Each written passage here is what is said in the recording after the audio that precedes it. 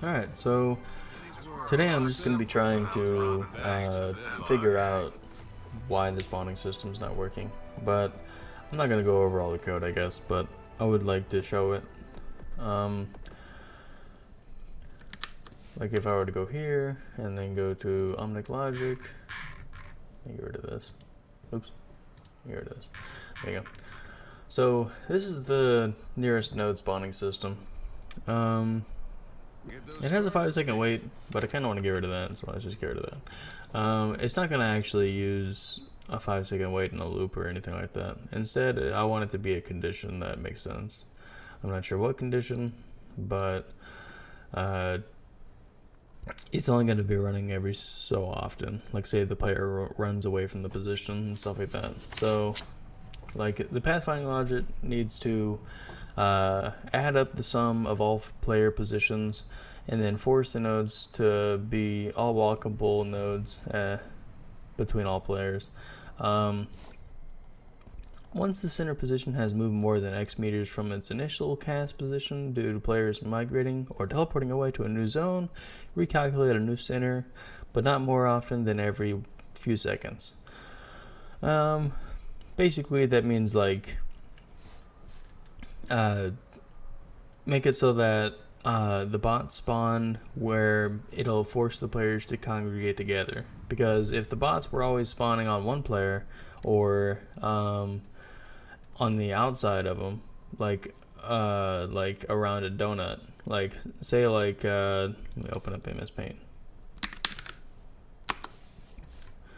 So say if the players were like right here, right here, right here, and right here. Instead of doing a donut around them and then a larger radius like that, I feel like it'd make more sense to just be in the center of all of them. That way, it forces the players to stay together, or at least it incentivizes them to play together.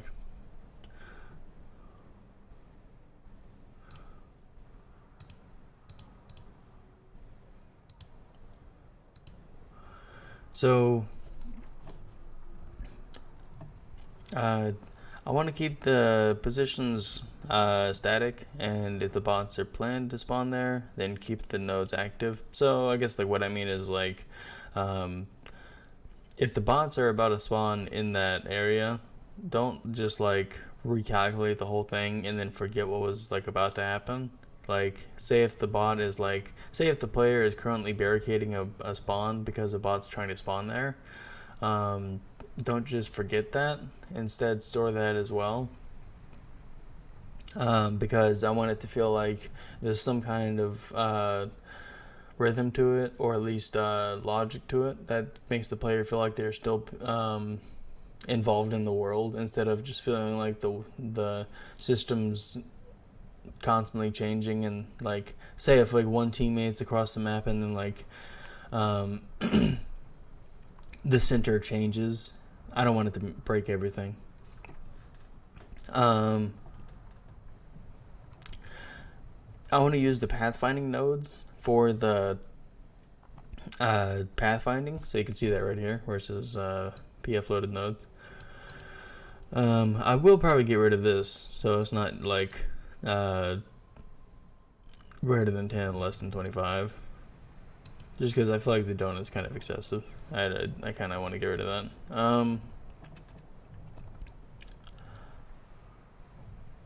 I want the effect to change color based off of the health of it. So like, here's the effect itself. It's creating it and then appending it and then counting by 2 for the effects. And then it doesn't change color. I didn't track it, so that's kind of a problem. But it needs to have a variable. Simple enough. That's not the main issue, I guess. I could probably ask the workshop help for that kind of thing, but I kind of just like slammed the workshop help with like an essay of the whole thing at once, which is probably the main problem. But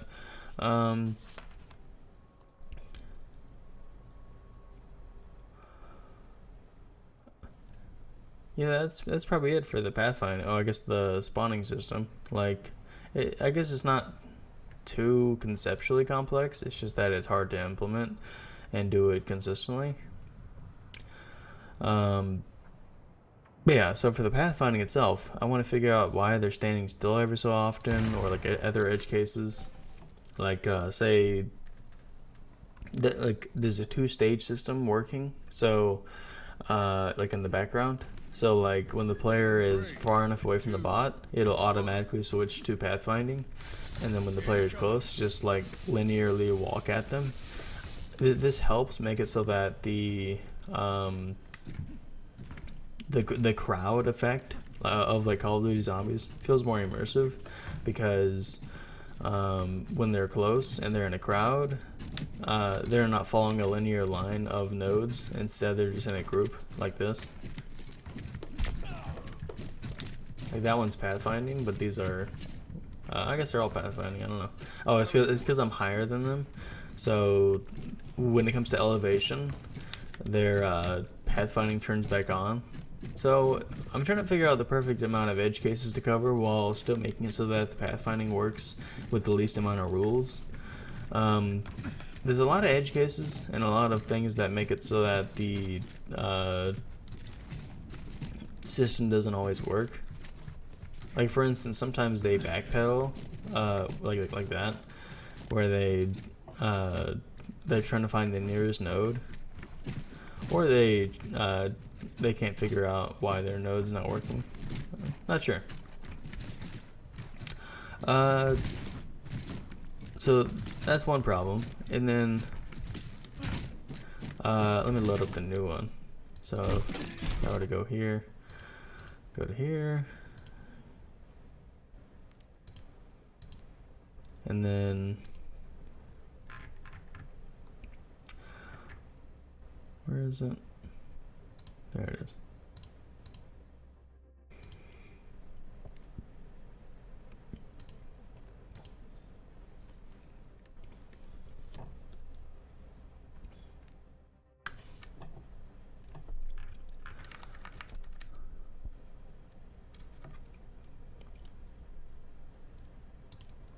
So this one's a lot more broken because this is the developer version right now. So, or I guess the current version. The bots don't really move right now. I'm not sure what I changed, but now they just don't move, and I don't know. It's kind of buggy. But anyways, I want to cover edge cases better and get the compressor working, and then eventually get pre-computed. The game mode's coming along. It's just that the hard systems that really make or break a real game are what I really want to implement. Like, I wouldn't want to release this and be like, oh yeah, it's totally complete and it doesn't have pathfinding and stuff. It's not that I can't. It's just that I personally feel like there's a quality control I want to have for it.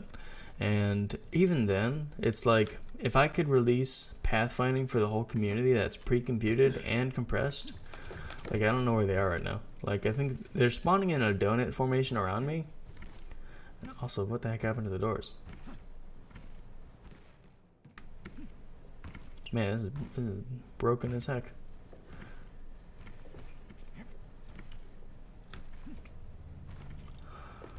Man, this is strange.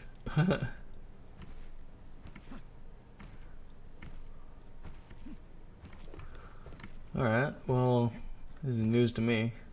Anyways, if I can get pre-computed and compression working for the whole community and have it be like accessible, I feel like that would be immaculate, because pathfinding is one of those things that haven't been conquered in Workshop, and I feel like it would be really important to have. Like, I want it to be something that can be easily copy pasted, or you can select what maps you want and it doesn't take up many elements. Because like right now, let me go here. I don't even know what this is. Like, I don't know what I did to it. Like, I think I broke a lot of things, but anyways,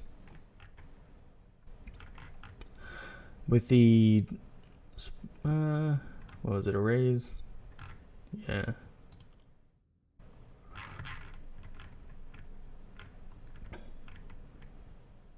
So I compressed this with OverPy, at least for now, just so I can not worry about it as much. But this is where the real elements cost. Well, yeah. And then if I look here, it's 25,000 elements. But if I were to comment out this section right here, even just like I don't even have to worry about the nodes necessarily. The neighbors are the expensive thing. So just doing that and then compiling, it's like astonishing to see how drastic it is. And that's just the problems with Workshop. It's like text data is super cheap, and then the real representation, once it's like fully written, is expensive. But it's kind of like a workaround. So it's like 5,000 elements I just saved by doing almost nothing. It's like if this was compressed, it would be dirt cheap. But yeah, anyways, that's the current problems. But now I'm just gonna go over some secondary things, like my goals for getting to full release. So the spawning system, the pathfinding, and the so some other things, I guess the pre-compute and the compression. But some other things would be getting the fall damage system working. I want that to be only on higher difficulties. A hero versus hero table, so I can show that off, which is right here with the Python script. So basically, it's a system of synergies. So it's kind of like Pokemon. So like imagine you're playing Ana. So I select Ana on the left side and then say, okay, is Ana good against Ash? I would personally say it's a pretty even fight. But maybe against a tank like D.Va, it's probably pretty weak. But even then, you can kind of argue. So there's going to be a lot of room for debate, and I think that'll be a really important contention for the community. It's like, what? This is so arbitrary. Or like, wait, you think D.Va is weak against, or whatever people think. It'll create some level of tension that lets people think about the game mode, and I think that'll be interesting. Follower hero synergies as well, so that'll be the next thing. So it's like if I have synergies for, I want to display the synergies or the counters somehow, like at least in some kind of way within the game while you're playing. But anyways, this is the follower synergy system. So it's only a Boolean between 1 and 0. So instead of it being greater than or less than, so kind of like Pokemon where you're weak or strong against someone, for the followers, I just want to keep it simple where it's like if this follower is good with you. So like say if you're playing let's see, Pharah, I want Mercy to be good with Pharah. Stuff like that, and then I can hit compile, and then it spits out the arrays, and I can load it again or save it again, stuff like that. And then there's also going to be a secondary currency called Ramatra coins. So if I were to go back into the game, it doesn't really matter because it's not there yet, but basically around the map, there's going to be like boss fights or objectives that you can do, and then when you beat those, you can get Ramatra coins, and that would be a secondary system that will at first just discount what you're purchasing, and then eventually it'll give you an upgrade to whatever you're buying. So for instance, if you upgrade a hero buy location to tier 3, it'll be dirt cheap, and it'll give you a pack-a-punch version of that hero, and that will carry on between playthroughs. So as long as you don't restart the server, it'll allow you to restart within the game mode. So it's like right now, if I lose, it'll immediately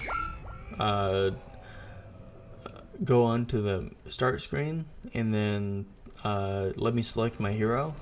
And since I didn't buy any heroes, it's like this and stuff like that. I think I showed this in a previous commentary, but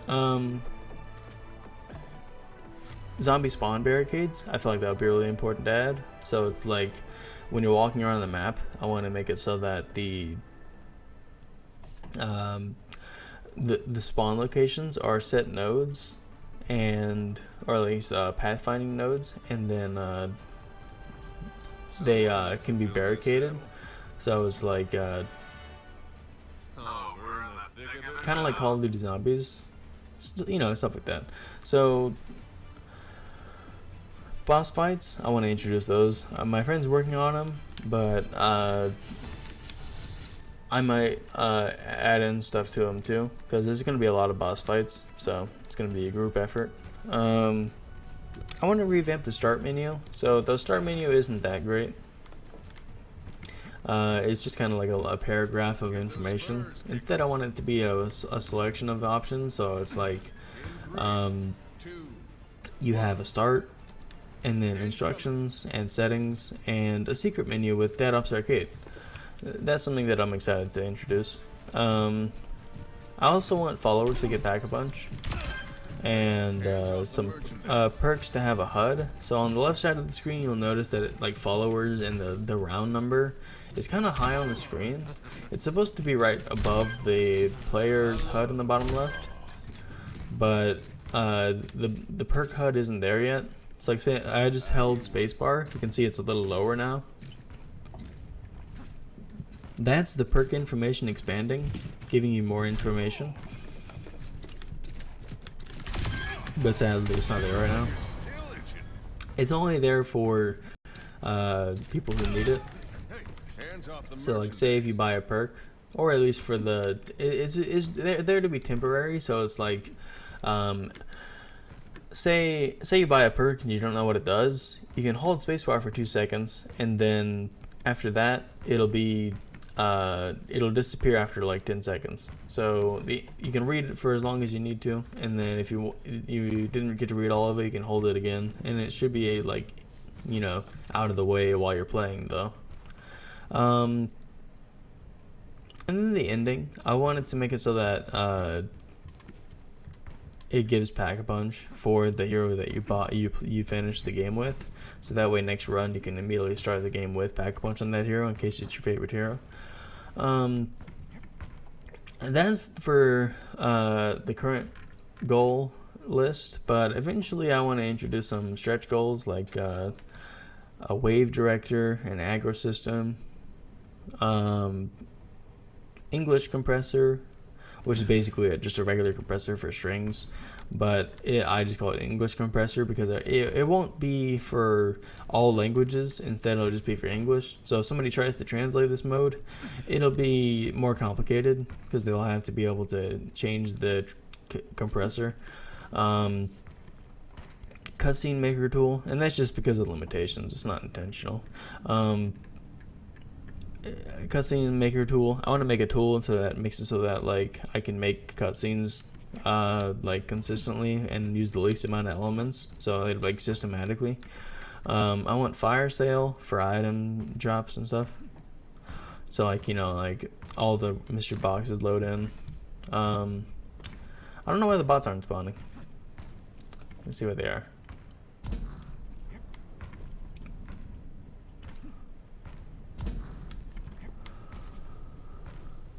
So yeah, here's the boss location, at least one of them. It's supposed to be 15,000. It might be too high, I don't know, but it's supposed to be exciting. So hopefully when you beat it, you can afford to reduce the price with a Ramatra coin. And I want to add achievements, maybe an armor system, maybe not. And then a main Easter egg, of course, with audio tapes and cutscenes. But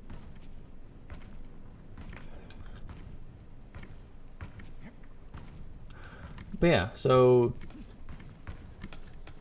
I guess that's about it. Like, minus the fact that this is kind of broken right now. So these are the barricades I was talking about. So I don't know why it's here. I guess there's a node there, but yeah. So no, there's no node there because that's just the random generated one. Yeah. So imagine this changing color. So like I can walk up to it, hold interact, and then it'll act like I'm barricading it, and then change color. And that lets you like prevent zombies from spawning there. So like say if you and your buddies are camping a corner or like a nice spot on the map that lets you guys you know bunker down, you can walk up to the spot that's like preventing you from camping there and then barricade it, and then you can stay in the spot that you're in and then gun down the zombies. That is the principle behind it. Is it totally needed? Probably not, but it would be a nice polishing touch. But for now, I just need to get the spawning system working at all for the nodes, like I mentioned at the beginning of the video. But yeah, thanks for watching.